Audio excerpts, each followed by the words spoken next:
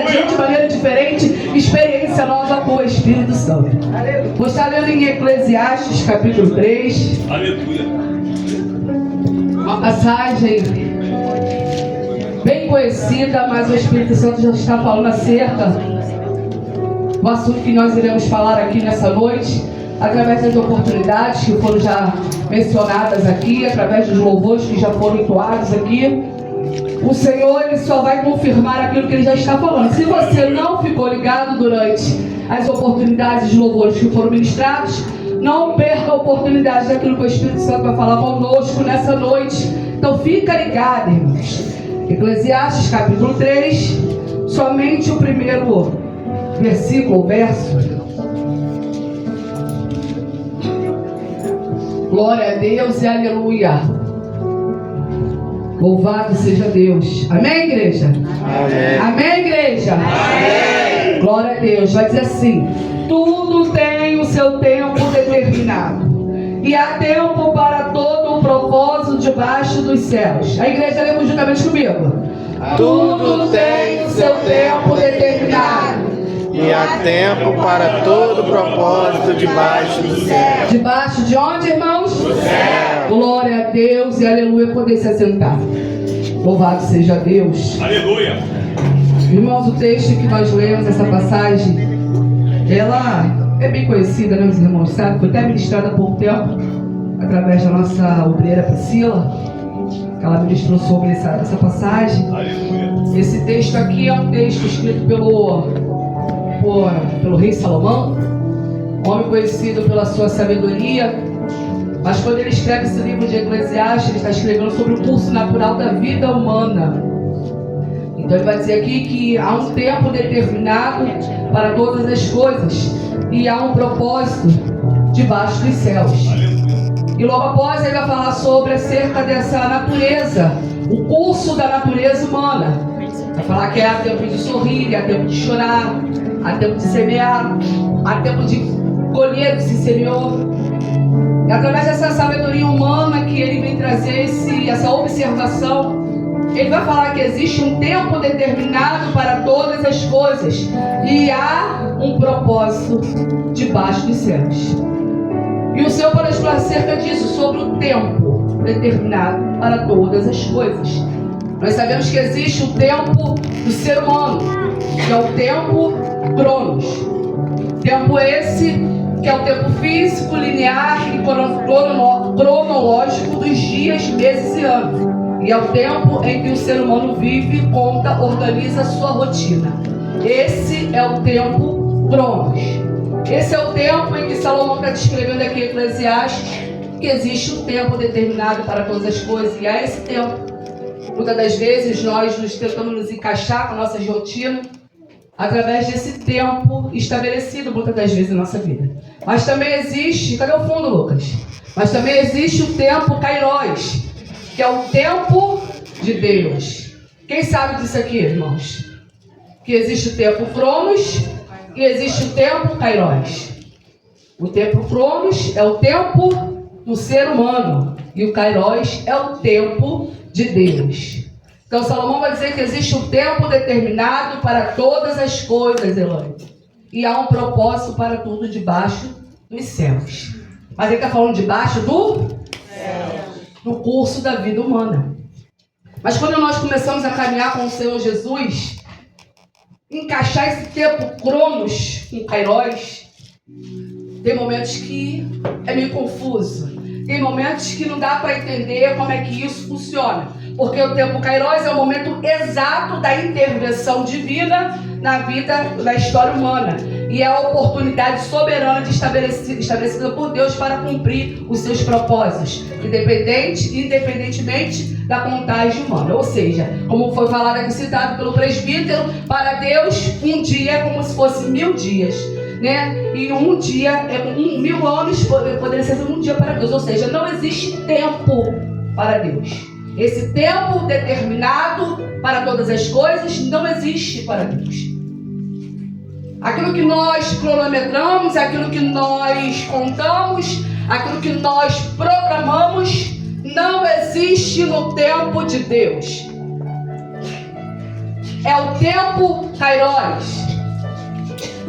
E hoje nós estamos vivenciando o tempo Cronos na nossa história, na nossa geração, de uma maneira que 24 horas tem sido pouco. 24 horas por dia tem sido muito pouco para que possamos realizar muitas das coisas que nós esperamos ou colocamos como rotina na nossa vida. Mas isso é interessante, irmãos, porque cada dia que se passa, a nossa geração tem se tornado ainda mais ansiosa com o tempo do ser humano. Por quê? Porque está tudo tão rápido, acontecendo de maneira tão rápida, que a paciência, ela não está mais estabelecida no coração humano. Meu Deus. E esperar já se tornou algo, parece que até impossível. Impossível na vida do ser humano. Porque eu quero que as coisas aconteçam ontem. A tecnologia está aí para me trazer tantas informações e resolver meus problemas, que hoje eu posso acessar qualquer coisa na internet. Hoje eu posso resolver através de aplicativos. E isso tem feito com que a nossa geração tenha se tornado ainda mais ansiosa e menos paciente ou impaciente. Meu Deus. Só que isso não muda o curso, o tempo de Deus. O tempo Kairos. Mas eu vou citar alguns exemplos aqui da Bíblia. A palavra de Deus vai dizer acerca de Abraão. Mas antes de a gente entrar no Abraão, a questão é o que nós estamos fazendo enquanto esperamos o tempo de Deus. A gente já ouviu muito falar que antes de cumprir o propósito, se passa pelo processo. Aquele que não passa pelo processo não vive o propósito. Aquele que não suporta o processo não tem como viver o propósito. Isso tem sido uma estratégia tão grande do nosso adversário, que a impaciência tem se estabelecido no coração dos seres humanos a ponto de não ter a capacidade de esperar. Mas hoje nós vamos falar desse tempo de Deus. Aleluia. De entender que, independente das circunstâncias que eu tenho vivenciado, o tempo de Deus é bom, perfeito e agradável. Aleluia. Abraão, ele está no meio da sua parentela, vivendo uma estabilidade, no meio dos seus, o seu negócio fluindo. Mas a palavra de Deus vai dizer que ele vive no meio de um povo idólatra. E com isso, Deus, ele vê o desejo do coração de Abraão, vê Abraão um homem disposto. E ali ele fala, mas também vê um homem, irmãos, incapaz de gerar. Homem que é estéril juntamente com a sua esposa e já de idade avançada, 75 anos. Foi no momento que Deus fala com Abraão. Abraão, eu tenho uma promessa para estabelecer sobre a tua vida. Mas nessa promessa, primeiro, eu vou também ter que trazer renúncias. Eu tenho uma promessa, que promessa é essa? Fazer de ti um pai de uma grande nação. Como? Somente em Deus, para crer. O homem já de idade avançada, estéril. Mas para isso tu vai ter que sair do meio da tua parentela, Abraão. Tu vai ter que sair da sua instabilidade e vai ter que ir direcionado por aquilo que eu te mostrar ou te levar. Você não sabe de onde vem e para onde vai. Mas a questão é, para viver essa promessa que eu tenho para você, a primeira coisa é sair no meio da tua parentela. Irmãos, quem vive no meio da parentela pode até dizer que tem seus conflitos, mas também pode dizer que é uma estabilidade emocional, porque você sabe que está perto daquelas pessoas que você ama e que de uma certa forma vai te trazer uma proteção, porque você está cercado ali pela sua parentela. Eu falo isso porque quando eu saí do meio da minha parentela, fui morar lá na Venda Velha, eu tive que aprender a fazer muitas coisas sozinha. Então senti essa, não digo desproteção, mas esse aconchego de estar no meio da parentela. Ainda que no meio de tantos conflitos que vivenciamos, ficar no meio da parentela te traz conforto, te traz segurança. Você sabe que qualquer hora, estou entrando em conflito aqui com alguém na minha parentela, mas a qualquer momento eu sei que eu posso contar. Eu não sei se alguém já passou por isso. Quando você tem que mudar para um outro estado, para um outro município, você sente falta. Esses dias minha irmã que mora em Saquarema falou assim: eu quero voltar para ver o rosto. Meu irmão, você quer sair de Saquarema para voltar para ver o rosto? Mas eu sinto tanta falta do meu povo. Eu me sinto sozinha, está me dando ansiedade, depressão. Eu fico muito tempo lá sozinha. Não no meio do meu povo aqui, pode até ter perigo, mas eu estou no meio do meu povo, da minha parentela. Mas não é. Essa sensação de proteção está no meio dos seus. Sabe, Cláudia? Então a primeira coisa que Abraão tem que fazer é renunciar esse convívio com a sua família, com a sua parentela. Porque sobre ele foi estabelecida uma promessa e ele creu. Ele creu, pastor. Ele sai da sua parentela, deixa o seu negócio e ouve a voz de Deus. Só que Deus não falou para Abraão o tempo que iria se cumprir, em que momento, e muito menos o que ele iria passar para vivenciar essa promessa. Meu Deus. Por isso que para viver o propósito tem que passar pelo processo. Mas aí que tá, como é que eu vivencio o processo? Porque a primeira coisa que Abraão vai, ele está lá na terra de Canaã, ele está lá com sua parentela, mas a fome se estabelece, ele sai, ele ouve a voz de Deus e obedece, sem saber destino, tempo e nem hora, nem que momento Deus vai fazer. Mas saiu crendo que é uma promessa estabelecida. Irmãos, quem passa por isso sabe. Epa, eu estou fechado com esse Deus, tem uma promessa, pastor. Estou lavado e remido no sangue do Cordeiro. Eu quero viver as promessas que Deus tem para minha vida. Meu Deus. Mas e o processo? Abraão saiu com a sua esposa, com seus bens, com Ló. Mas aonde ele está, a fome agora estabeleceu. Aí ele agora vai ter que ir lá para o Egito para poder comer, se alimentar. Só que quando ele olha para sua esposa, ele fala assim: epa, tem um problema aí. Que problema, Eloy? Ela é muito formosa. Quando eu chegar lá, eles souberem que eu sou marido dela, eles vão querer me matar. Ele, a própria mente de Abraão, criando situações que lhe colocavam em perigo. Ficou imaginando Abraão: poxa, eu tive que sair do meio da minha parentela, fui para uma terra, lá estou passando fome, agora vou ter que ir para o Egito. E para o Egito, eu vou omitir de que Sarai, ou Sara, é minha esposa, porque também é irmã de Abraão. Vou dizer que somente minha irmã. Pelo medo de que a sua vida acabe ali. Mas espera aí, Abraão, Deus não falou que faria de ti um pai de uma grande nação? Como é que você vai morrer no Egito? Meu Deus. Tu está desacreditando durante o processo? Se esqueceu de quem é que prometeu, Abraão? Meu Deus. Como é que tu vai morrer no Egito se existe uma promessa? Como é que você vai morrer antes que se cumpra o propósito? Chega lá, eles escondem, combina com a sua esposa, mas Deus, ele intervém. Abraão, por que tu fez isso? Por que você não falou? Faraó fala para Abraão: por que tu não falou que a tua esposa toma? Porque o Senhor colocou uma chaga, colocou uma praga sobre mim. Toma a tua mulher. Irmãos, muitas das vezes somos assim no processo. Queremos tentar sair das circunstâncias que sobrevêm, dando jeitinhos humanos e muitas das vezes desacreditando no poder de Deus sobre as nossas vidas. Estabeleceu a fome, Abraão, vai ter que ir para o Egito, está correndo perigo, mas continua crendo. Aleluia. Continua no processo, porque depois eu não tenho que responsabilizar ninguém.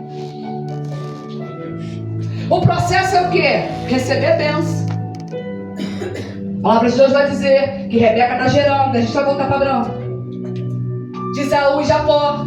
E os dois ali intrigados dentro da barriga dela. Deus dá a Rebeca a notícia ou a promessa de que o mais velho serviria o mais novo. Ali Deus já está falando para Rebeca: Rebeca, Jacó terá a primogenitura. Só que ela sabe disso quando estava gerando.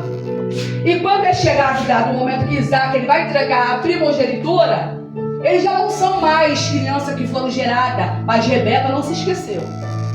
Meu Deus. Quando Isaac fala: ó, traga Esaú, que eu vou abençoar, vou entregar a primogenitura, e Rebeca ouve, ela dá um jeitinho. Jacó, vamos ter que roubar a primogenitura do seu irmão. Ah, mas por quê? Baseado em que eu vou fazer isso? Porque Deus prometeu. Se Deus prometeu, eu vou dar jeito no processo. Meu Deus. Eu vou dar jeito no processo. E quando eu dou jeito no processo, a Rebeca vai ter que suportar pelos dois irmãos e conflitos. Um odiando o outro porque não era para fazer o que foi feito. E muitas das vezes é assim na minha vida e na sua vida. Meu Deus. Queremos viver o propósito, mas não queremos suportar o processo. Queremos viver a bênção, mas não queremos passar por tempos de aflições, crendo que o Senhor é aquele que é fiel para prover em qualquer circunstância. Aleluia. Rebeca vai ter que ver os seus filhos em conflitos por conta de uma atitude humana, porque não teve paciência e nem confiança de esperar em Deus. Aí eu vou responsabilizar quem? A meu irmão que não me abençoou, meu irmão que não fez isso. É Deus nos chamando à responsabilidade de entender que o processo é nosso. Se temos que vivenciá-los, temos que vivenciá-los. Ninguém é responsável por isso, somos nós mesmos. O processo é seu com Deus. Mas não, eu quero viver a bênção, o propósito, a promessa. Abraão, volta com a tua família. Senhor, já faz 10 anos que eu estou esperando o cumprimento. Sabe nada? 10 anos peregrinando. 10 anos esperando. 10 anos, será que vai acontecer? 10 anos, será que o Deus que me prometeu ainda tem olhos para ver e ouvido para ouvir o que eu tenho vivenciado em terras alheias? Porque tem momentos assim no processo. Parece que estamos sozinhos. Meu Deus. Sara agora vai dar um jeito. Por quê? Porque o Senhor não vai cumprir essa promessa. Ou ela desacreditou. Melhor você pegar uma serva, Abraão, gerar nela um filho. Vamos dar um jeitinho para que se cumpra a promessa.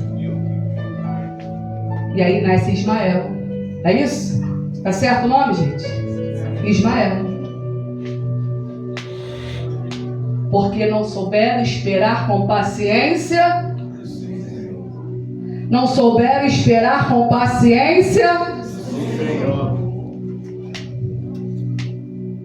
Sabe nada? É difícil o processo, não é fácil não. Tem momentos que o propósito é se cumprir na vida de muitos. Se você olha para si, caramba. Meu Deus. Abraão, agora você vai ter que se desfazer de Ismael. Meu Deus. Por quê? Porque houve intriga. A serva está se achando melhor do que Sara. Agora tu vai ter que ver o teu filho indo embora por conta de consequências humanas. Quando nós olhamos para nós mesmos, entendemos como foi louvado, o maior vilão sou eu. Sou eu que vou saber o nível do processo que eu vou passar. Se eu tenho que passar gemendo e chorando, se o tempo é gemer e chorar, eu vou gemer e chorar nos pés do Senhor. Aleluia. Tá difícil? Tá. mas é nos pés deles. Mas às vezes na vida da Elaine é tempo de sorrir. É tempo de colher, é tempo de se alegrar enquanto eu estou chorando.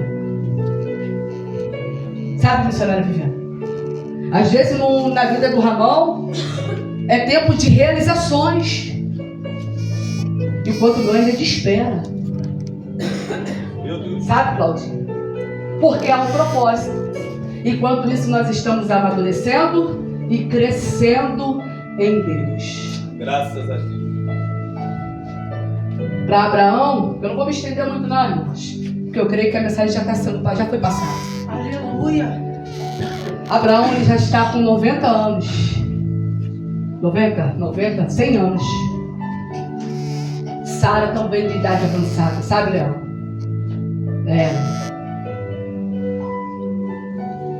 Será que depois de 25 anos peregrinando, por que pai da fé?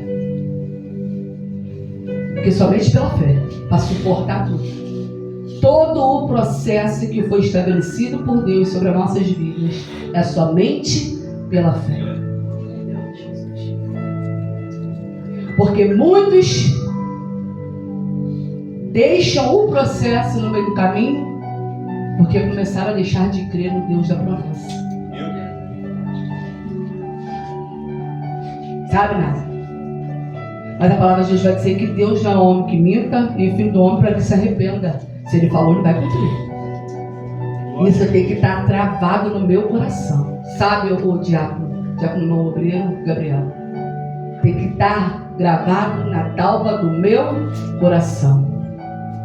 Para quê? Não somente para não pecar, mas não para não deixar de crer. Elaine, o tempo está difícil, mas ele falou. O tempo não está favorável, Cláudio, mas ele falou. Meu Deus. As circunstâncias dizem que não vai acontecer, mas ele falou.